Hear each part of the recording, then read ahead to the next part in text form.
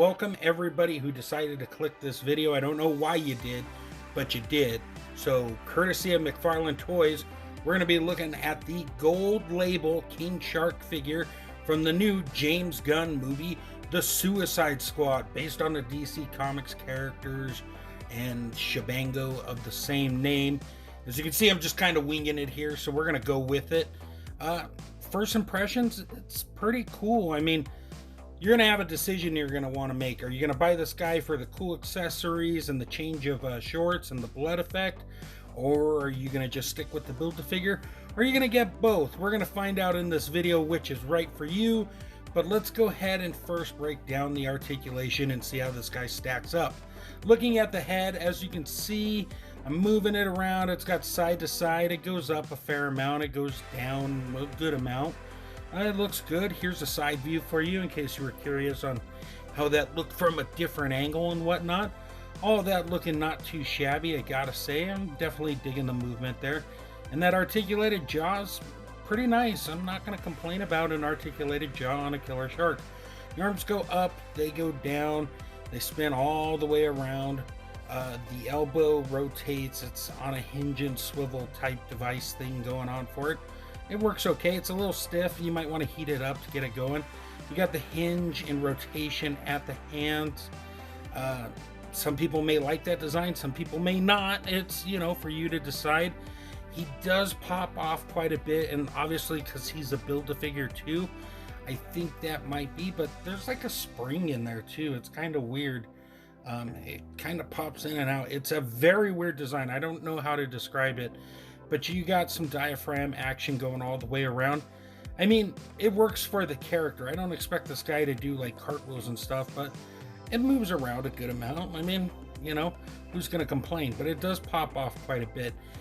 They did sculpt the legs all the way through. I know I didn't show that in great detail, but there is rotation. There is a hinge system, but because of the thick plastic material, you're not going to get a lot of movement. The feet do hinge up and down. They have rockers, and of course they got giant thin, cuts right there at the toes, or whatever they're called.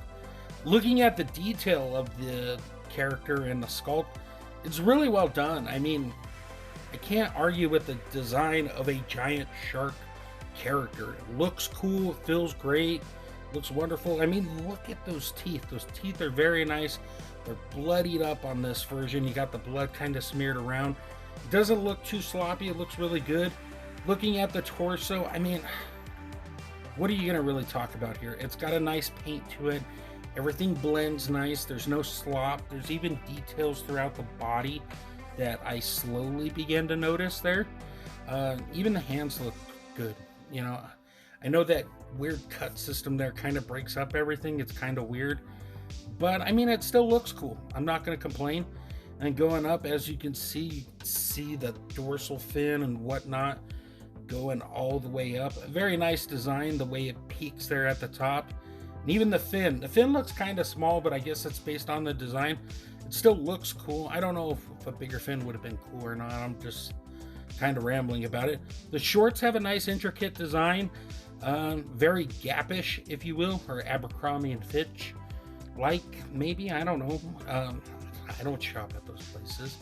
Anyways, the toes look cool. Got a nice design. Even on the back, you got those weird, sculpted cuts and whatnot. It definitely works out, that's for sure. Here we go with the size comparison. See how fast we did that?